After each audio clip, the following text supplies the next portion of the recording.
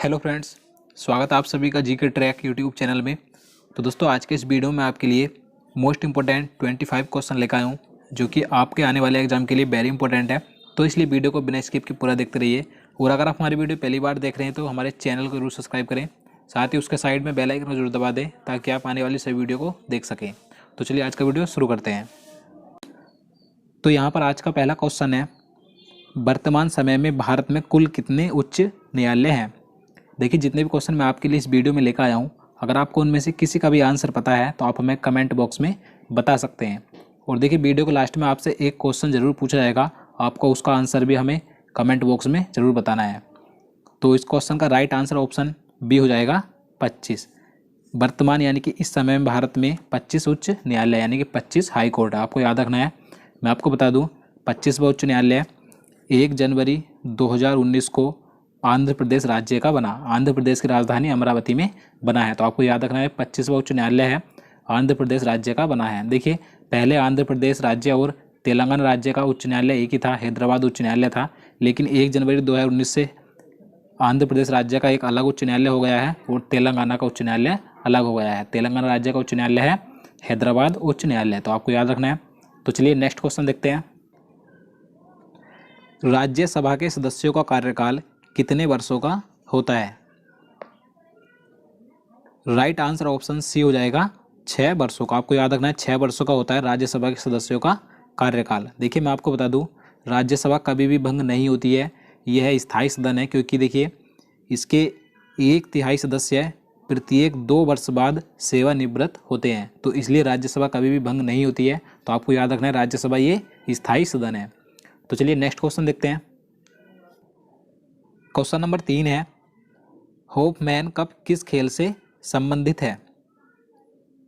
Right answer option D हो जाएगा tennis से संबंधित। आपको याद रखना है ये जो कप है होपमैन कप, ये टेनिस से संबंधित है।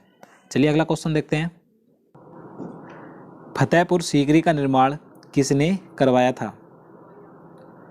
राइट आंसर ऑप्शन सी हो जाएगा अकबर ने करवाया था। आपको याद रखना है। देखिए, अकबर ने जब गुजरात पर विजय प्राप्त की थी तो उसकी खुशी में वापस लौटते समय इसने फतेहपुर सीकरी का निर्माण करवाया था। तो आपको याद रखना है। चलिए नेक्स्ट क्वेश्चन देखते हैं। क्वेश्चन नंबर 5 है, जहांगीर के दरबार में पक्षियों के चित्र बनाने वाला महान चित्रकार कौन था। राइट आंसर ऑप्शन बी हो जाएगा मंसूर। आपको याद रखना है, जहांगीर के दरबार में जो पक्षियों के चित्र बनाने वाला महान चित्रकार था उसका नाम मंसूर था। और देखिए, यहाँ से एक क्वेश्चन अधिकतर एग्जाम में पूछा जाता है कि चित्रकला का स्वर्णकाल किसके शासनकाल को कहा जाता है। तो आपको याद रखना है, जहांगीर के शासनकाल को ही चित्रकला का स्वर्णकाल कहा जाता है। तो चलिए नेक्स्ट क्वेश्चन देखते हैं। टीबी रोग की रोकथाम के लिए कौन सा टीका लगाया जाता है। राइट आंसर ऑप्शन डी हो जाएगा BCG का टीका। आपको याद रखना है, टीबी की रोकथाम के लिए BCG का टीका लगाया जाता है। चलिए अगला क्वेश्चन देखते हैं। क्वेश्चन नंबर 7 है, प्लासी के युद्ध के समय बंगाल का नवाब कौन था।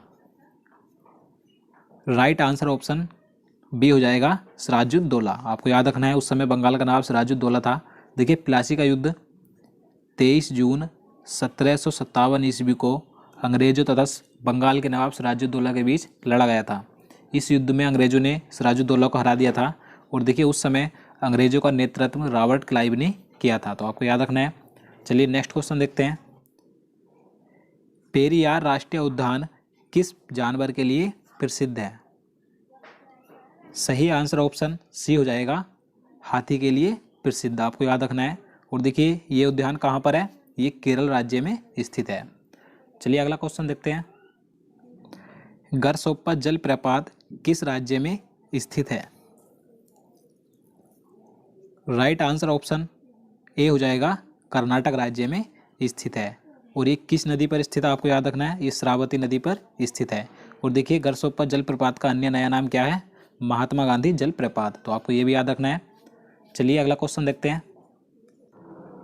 क्वेश्चन नंबर 10 है, मनुष्य के शरीर में इंसुलिन का स्राव कहाँ से होता है। राइट आंसर ऑप्शन बी हो जाएगा अग्नाशय से होता है। आपको याद रखना है, मनुष्य के शरीर में जो इंसुलिन होता है उसका निर्माण यानी कि वो जो निकलता है तो अग्नाशय से निकलता है। और देखिए ये एक प्रकार का हार्मोन होता है इंसुलिन। और देखिए हमेशा ऊर्जावान रहने के लिए हमारे शरीर में इंसुलिन का निर्माण होना आवश्यक है, तो आपको याद रखना है। नेक्स्ट क्वेश्चन देखते हैं। गुजरात की जीवन रेखा किस नदी को कहा जाता है? राइट आंसर ऑप्शन डी हो जाएगा, नर्मदा नदी को। आपको याद रखना है गुजरात राज्य की जीवन रेखा नर्मदा नदी को कहा जाता है। देखिए नर्मदा नदी गुजरात और मध्य प्रदेश राज्य में बहती है। और देखिए इसका उद्गम स्थल अमरकंटक है, यानी कि ये अमरकंटक से निकलती है और ये खंबात की खाड़ी में जाकर गिर जाती है, तो आपको याद रखना है। चलिए नेक्स्ट क्वेश्चन देखते हैं। क्वेश्चन नंबर 12 है, निम्न में से कौन एक कार्यरत व्यक्ति संसद के सदस्य नहीं होते हुए भी संसद की कार्यवाही में भाग ले सकता है? देखिए वेरी इंपॉर्टेंट क्वेश्चन है ये, तो इसका राइट आंसर ऑप्शन बी हो जाएगा, महान्यायवादी, यानी कि अटॉर्नी जनरल। देखिए भारत का जो महान्यायवादी होता है उसे यह अधिकार होता है कि वह संसद का सदस्य नहीं होते हुए भी वह संसद की किसी भी कार्यवाही में भाग ले सकता है। और देखिए महान्यायवादी की नियुक्ति राष्ट्रपति के द्वारा की जाती है, तो आपको याद रखना है। चलिए अगला क्वेश्चन देखते हैं। मानव शरीर का ब्लड बैंक किसे कहा जाता है? सही आंसर ऑप्शन बी हो जाएगा, प्लीहा को, यानी कि स्प्लीन को। आपको याद रखना है मानव शरीर का ब्लड बैंक प्लीहा को कहा जाता है। चलिए आगे देखते हैं। भारत की सबसे चौड़ी नदी कौन सी है? राइट आंसर ऑप्शन सी हो जाएगा, ब्रह्मपुत्र। आप सभी को पता होगा ये भारत की सबसे चौड़ी नदी है। और अगर हम बात करें भारत की सबसे लंबी नदी कौन सी है, तो गंगा है। और देखिए यहाँ से एक क्वेश्चन और एग्जाम में पूछा जाता है कि भारत की सबसे लंबी सहायक नदी कौन सी है, तो ये वेरी इंपॉर्टेंट क्वेश्चन है। तो आपको याद रखना है भारत की सबसे लंबी सहायक नदी यमुना है। ये किसकी सहायक नदी है, तो ये गंगा की सहायक नदी है। तो चलिए नेक्स्ट क्वेश्चन देखते हैं। क्वेश्चन नंबर 15 है, अंतर्राष्ट्रीय मजदूर दिवस कब मनाया जाता है? तो इसका सही आंसर ऑप्शन ए हो जाएगा, 1 मई को। आपको याद रखना है अंतर्राष्ट्रीय मजदूर दिवस 1 मई को मनाया जाता है। अगर हम यहाँ पर बात करें 3 मई की, तो 3 मई को विश्व प्रेस स्वतंत्रता दिवस मनाया जाता है, आपको याद रखना है। और 8 मई को विश्व रेड क्रॉस दिवस मनाया जाता है। और 21 मई को भारत में आतंकवाद विरोधी दिवस मनाया जाता है। तो आपको ये चारों दिवस याद रखने वेरी इंपॉर्टेंट है। तो चलिए नेक्स्ट क्वेश्चन देखते हैं। पेनिसिलिन की खोज किसने की थी? राइट आंसर ऑप्शन ए हो जाएगा, ए फ्लेमिंग ने, यानी कि अलेक्जेंडर फ्लेमिंग ने पेनिसिलिन की खोज की थी। आपको याद रखना है। और यहाँ पर बात करें बी पास्कल की, तो इन्होंने कैलकुलेटर की खोज की थी। और विलियम हार्वे ने, मैं आपको पहले कई बार बता चुका हूँ, इन्होंने रक्त परिवहन की खोज की थी। और यहाँ पर बात करें माइकल फेराडे की, तो इन्होंने डायनेमो की खोज की थी। तो आपको ये चारों याद रखने हैं। तो चलिए नेक्स्ट क्वेश्चन देखते हैं। पोलियो रोग में शरीर का कौन सा अंग प्रभावित होता है? राइट आंसर ऑप्शन सी, तंत्रिका तंत्र। आपको याद रखना है। और अगर हम बात करें पोलियो रोग के टीके की खोज किसने की थी, तो आपको याद रखना है जॉन ई साल्क ने की थी। तो ये वेरी इंपॉर्टेंट है, तो आप इसे याद रखिएगा। तो चलिए नेक्स्ट क्वेश्चन देखते हैं। हैजा रोग किसके कारण होता है? राइट आंसर ऑप्शन बी, जीवाणु यानी कि बैक्टीरिया के कारण, दूषित पानी पीने से। आप सभी को पता होगा। देखिए अगर आप चाहते हैं कि इन सभी से होने वाले रोगों का वीडियो मैं आपके लिए एक अलग से बना दूं, तो आप हमें कमेंट बॉक्स में बता सकते हैं। तो चलिए नेक्स्ट क्वेश्चन देखते हैं। संविधान के किस अनुच्छेद का संबंध संविधान संशोधन से है? राइट आंसर ऑप्शन बी, अनुच्छेद 368। अनुच्छेद 368 में संविधान संशोधन का प्रावधान किया गया है, आपको याद रखना है।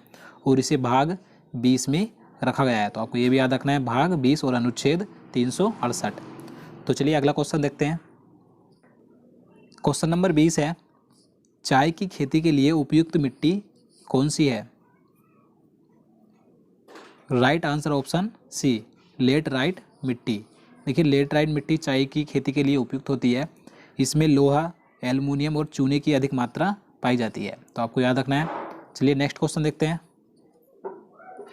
स्वतंत्रता प्राप्ति के समय भारतीय राष्ट्रीय कांग्रेस के अध्यक्ष कौन थे? राइट आंसर ऑप्शन सी, जेबी कृपलानी। आपको याद रखना है जिस समय भारत आज़ाद हुआ था स्वतंत्रता प्राप्ति के समय, उस समय भारतीय राष्ट्रीय कांग्रेस के अध्यक्ष जेबी कृपलानी थे। नेक्स्ट क्वेश्चन देखते हैं। क्वेश्चन नंबर 22 है, भारत की 22 राजकीय भाषाओं को किस अनुसूची में रखा गया है? राइट आंसर ऑप्शन बी, 8वीं अनुसूची में। आपको याद रखना है जो भारत की कुल 22 राजकीय भाषाएं हैं उन्हें 8वीं अनुसूची में रखा गया है। नेक्स्ट क्वेश्चन देखते हैं। सत्यार्थ प्रकाश के लेखक कौन थे? Right answer option A, Swami Dayanand Saraswati. आपको याद रखना है। और देखिए इनके बारे में एग्जाम में कई क्वेश्चन पूछे जाते हैं तो मैं आपको बता देता हूँ। देखिए इनके बचपन का नाम मूल शंकर था और इन्होंने एक नारा दिया था वेदों की ओर लौटो, तो आपको ये भी याद रखना है। और देखिए इन्होंने 1875 ईस्वी में आर्य समाज की स्थापना की थी और इन्हें भारत का मार्टिन लूथर भी कहा गया है। तो आपको ये सभी पॉइंट याद रखने हैं, वेरी इंपॉर्टेंट है। तो चलिए नेक्स्ट क्वेश्चन देखते हैं। राज्य हड़प नीति किससे संबंधित है? Right answer option B, Lord Dalhousie से। आप सभी को पता होगा इसके बारे में, राज्य हड़प नीति से ये किसने की थी? लॉर्ड डलहौजी ने की थी। नेक्स्ट क्वेश्चन देखते हैं। तो आज का हमारा आपसे सवाल है, किस टीम ने 2019 का संतोष ट्रॉफी खिताब जीता है? देखिए ये क्वेश्चन मैं आपको पहले करंट अफेयर्स के वीडियो में करवा चुका हूँ, तो आपको इसका राइट आंसर आपको हमें कमेंट बॉक्स में ज़रूर बताना है। तो दोस्तों आज के लिए इतना ही। उम्मीद करता हूँ आपको वीडियो पसंद आया होगा। अगर आपको वीडियो अच्छा लगा हो तो वीडियो को लाइक करना, और अगर आप किसी भी एग्जाम की तैयारी कर रहे हैं तो हमारे पहले के सभी वीडियो देख सकते हैं। आपके आने वाले एग्जाम के लिए वेरी इंपॉर्टेंट वीडियो हैं वे। तो चलिए मिलते हैं नेक्स्ट वीडियो में, तब तक के लिए नमस्कार।